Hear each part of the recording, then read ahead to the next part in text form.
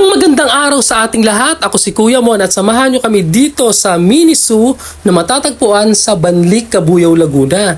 Sa loob nga ng store na to, marami kayong makikita na mga pwedeng ninyong magamit. Katulad nga ng power bank na mayroong 5,000 mAh at 1,000 mAh na saktong-sakto for your smartphones and iPhones. Meron din ditong mga earphones na iba-iba ang kulay at iba't iba ang klase. At syempre, meron ka rin ditong makikita na mga speakers para sa mga music lovers na katulad ko at katulad mo na nanonood. Meron din ditong mga headphones at mga mouse at mga Bluetooth keyboards na pwedeng gamitin sa iyong tablet and laptop.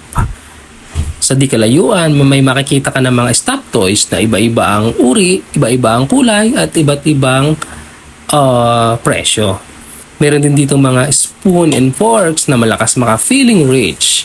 Iba-iba din ang kulay. Merong gold, black, silver at meron ka makikita na chopstick na kung gusto maging feeling Japanese. Ganyan.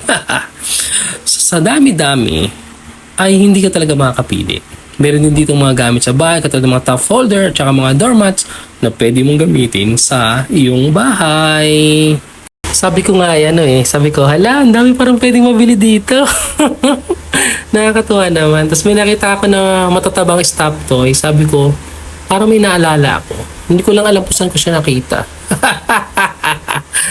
Ay nako, sa paglilibit ko nga, masyadong maraming nakikita yung aking mga mata. May mga nakita akong pamunasan nga ng paa, ganyan. Tapos may mga tumbler o lagay ng mga inumin.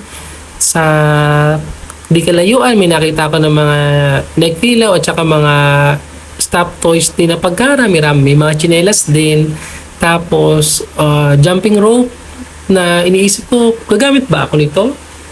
O ibibigay ko na lang sa iba? Yan nga.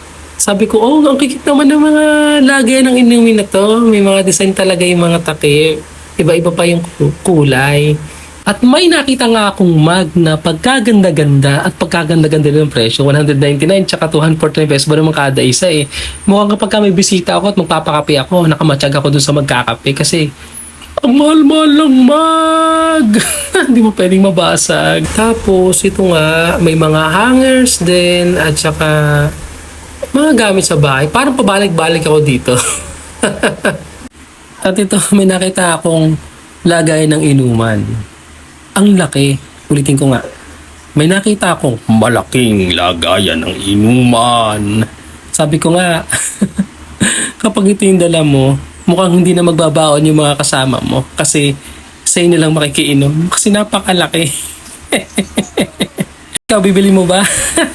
Tapos may mga ballpens din na yung iba ata, hindi bumibili. Pinagtatry lang. Tinan mo, ang dami ng sulat ko sa testingan. Yan.